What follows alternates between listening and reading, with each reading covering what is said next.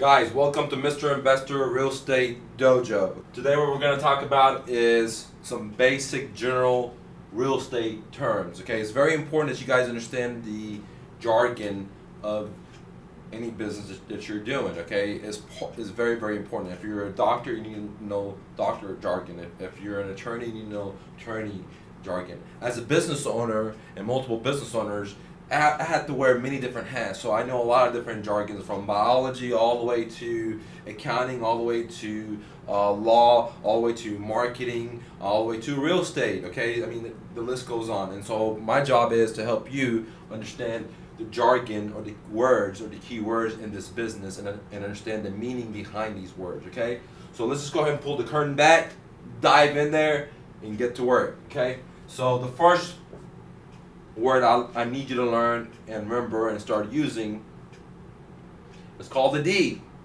What is a deed? Okay, simply put, a deed is the title. For example, if you own the car, you buy a car, you get the title. Okay, all right. So the title is the ownership of the property. In this case, is the real estate. So the deed determines who owns the property. Now, the next word, and that's why I put them next to each other, is a little confusing. It's called the deed of trust. Okay? Let me say it again. Deed of trust. And this is not the deed, guys. Okay? A deed of trust is a security instrument that the buyer pledges the real estate property against in case he or she defaults. Let me say that again. The deed of trust is a security instrument that the seller pledges to the bank or to the lender that if they default, the lender has the right to foreclose and to take the property back to pay off their losses, okay, in that investment or lending the money out. Okay, so the deed of trust is not the ownership. It's a security instrument that is filed at the county clerk's office against the buyer in favor of the lender or whoever the creditor may be, okay, or lender. Okay, now let's talk about the note. Simply put, a note is an IOU. Okay, for example, when you go borrow money from, let's say, a bank to buy a car, you'll sign a personally note, okay, that says, hey, I owe the bank X amount of dollars and I'll pay X amount or Y amount a month for Z many months. Okay, so that's what a note is. It's an IOU. Okay, now let me explain what happens. Like, for example, if I'm buying a house from Mr. Seller A, I will go to Bank of America, and once I am approved and we go to closing, three things are going to basically happen. Okay, three things. The seller A is going to deed me the property. Okay? Me as the buyer, I'm going to sign a deed of trust to the Bank of America saying that, hey, if I don't pay or do what I say on this note, you could take the property back through this lien or the deed of trust, okay? If I don't perform, if I breach contract, okay? So what happens is, at closing, the seller signs a deed to me. I sign a deed of trust to my lender, and then I sign the note with the lender. And the note is basically the terms of what the lender and I have agreed with on that IOU that I owe money, basically that debt collateral instrument, okay? So this is between me and the lender, this is between me and the lender, and then the lender funds, once I sign number 2 and 3, the note and deed, the money to the seller, and therefore the seller will deed me the property, okay? So it's kind of important that you understand that, and that's why I went over it, okay? Some other terms you need to understand. What is a lien? Well, a lien is basically a security instrument for a debt that's filed at the county clerk's office in favor of the creditor, okay? So liens can vary. You could have purchase money liens. For example, you get a loan from bank. You could have IRS liens, you could have child support liens, you could have credit card liens, you could have hospital liens, you could have small claims court, regular court. So there's a lot of different liens out there. Liens can also be encumbrances, where you have to give a certain pathway to your adjacent neighbor or to the city, or yada yada yada. There's too many different things. Just remember that liens are, it's going to cloud up the title, okay? And I'm going to explain to you what a cloud up the title means, okay? Just in a minute. Okay. The next word you need to understand is a breach of contract. Okay. A breach of contract just simply means that when person A and person B, person A made certain types of commitments and person B made certain types of commitments, and then when they sign a contract, they're saying, hey, I'm going to fulfill my obligation, whatever that is. For example, I'm going to pay you X amount of dollars, and the company says I'm going to render this services. And a breach of contract means that one party did something and the other party did not obey or not combine, but didn't follow the terms of the contract. So that's a breach of contract, when one party doesn't do what he or she said they were going to do, okay? And there's usually negligence sometimes involved in it, or, you know, losses and liabilities and things of that nature. So a breach of contract is really not a good thing, okay?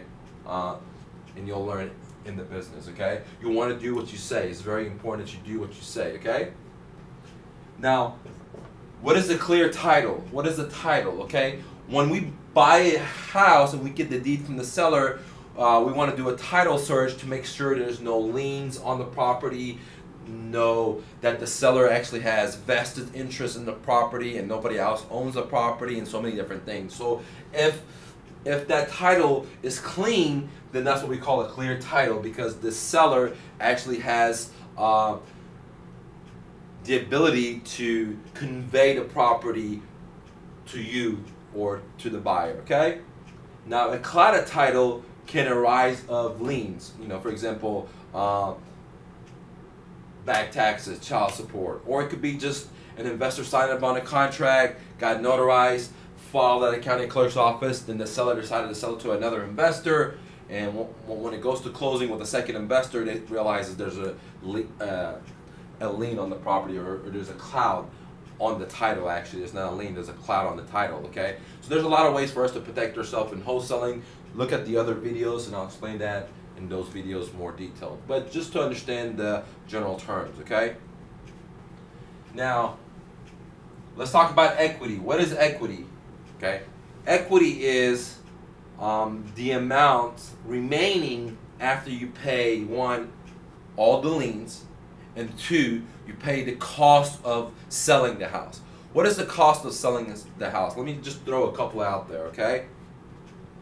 Realtor cost, title policy, closing cost, inspection repair cost, yada yada yada, okay? Holding fees if the house is empty, electricity, grass, water, insurance, taxes, the list goes on, guys, okay? So equity is the harvest amount after the cost of the sale, okay?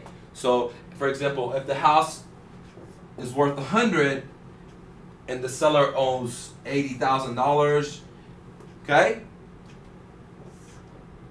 $20,000 is not the profit, it's not the harvest, it's not the equity, because from there we gotta subtract other things like X and Y, okay? What is X and Y? Closing costs, realtor costs, other things, and then we're gonna have the equity, the actual equity, okay, guys?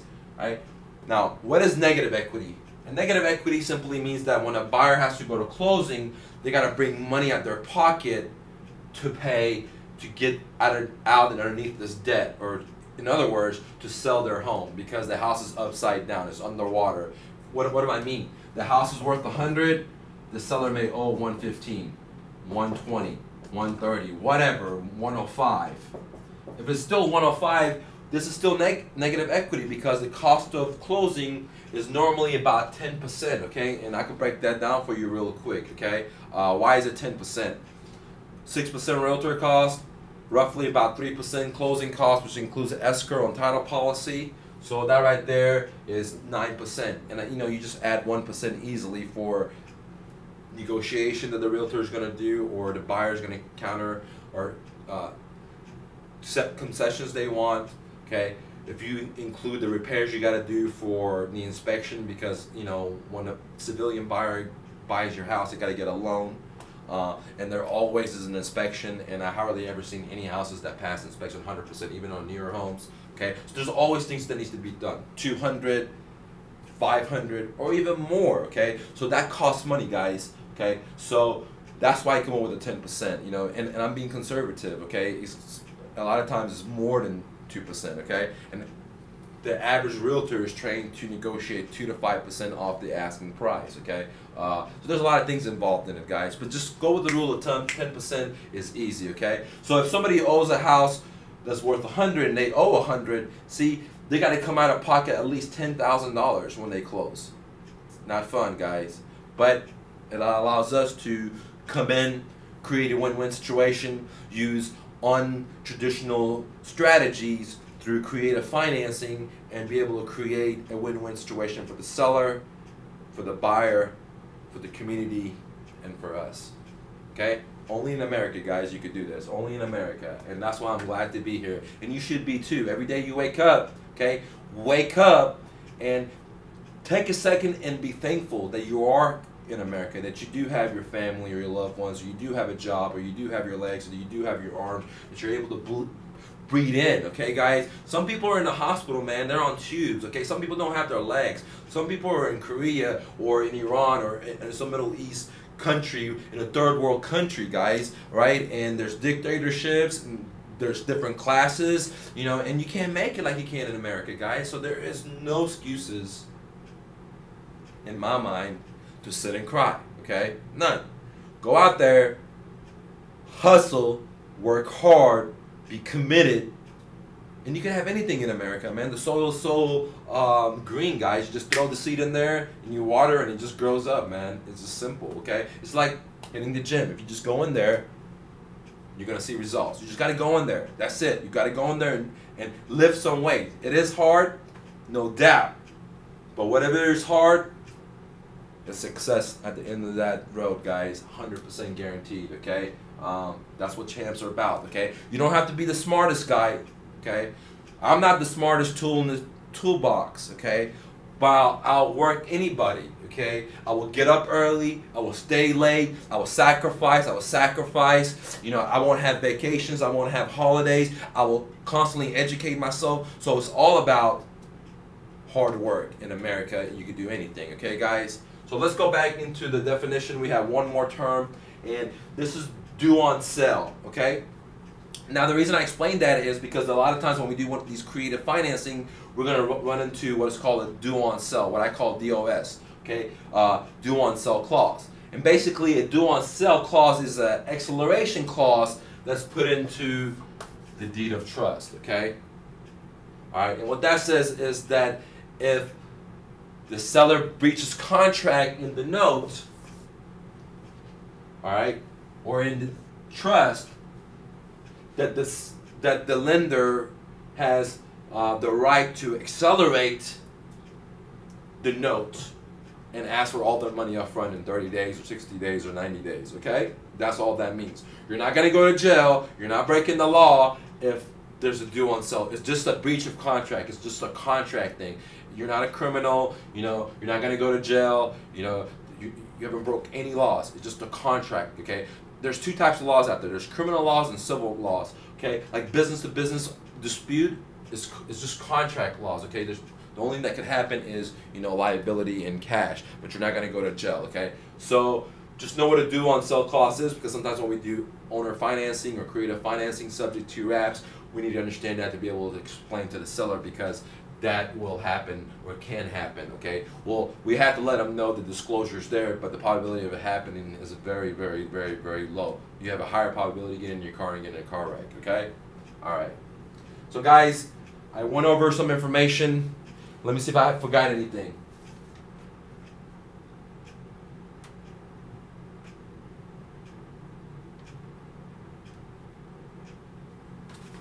All right, let me explain one other thing, which is very, very important. All right, and this is going to help you understand down the line with the escrow companies and things of that nature, okay?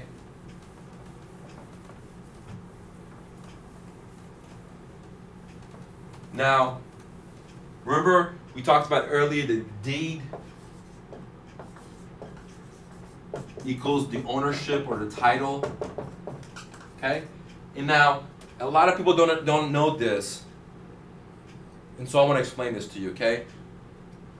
When the seller signs the deed, ownership has not transferred, okay?